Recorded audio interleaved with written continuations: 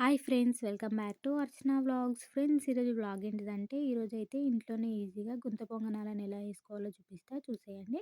First అయితే బాగా పులిసిపోయిన దోస పిండిని తీసుకొని దానిలోకి తగినంత జీలకర్ర, అలాగే మనం కట్ చేసి పెట్టుకున్న కొత్తిమీర, పచ్చిమిర్చి, కరివేపాకు, ఉల్లిగడ్డ, క్యారెట్ తురుము, అలాగే టేస్ట్‌కు తగినంత ఉప్పు వేసుకొని మంచిగా మిక్స్ చేసుకోవాలి. వీడియోలో చూపిస్తున్న విధంగా పిండినైతే మంచిగా మిక్స్ చేసుకొని పక్కన పెట్టేసుకోవాలి. పక్కన పెట్టేసుకున్న తర్వాతకి ఇప్పుడైతే స్టవ్ ఆన్ చేసుకొని గుంత పొంగనాల గిన్నెనైతే పెట్టేసుకొని, గిన్నె అయితే మంచిగా హీట్ అయ్యాక ఇప్పుడు దీనిలోకి అయితే తగినంత ఆయిల్ యాడ్ చేసుకోవాలి.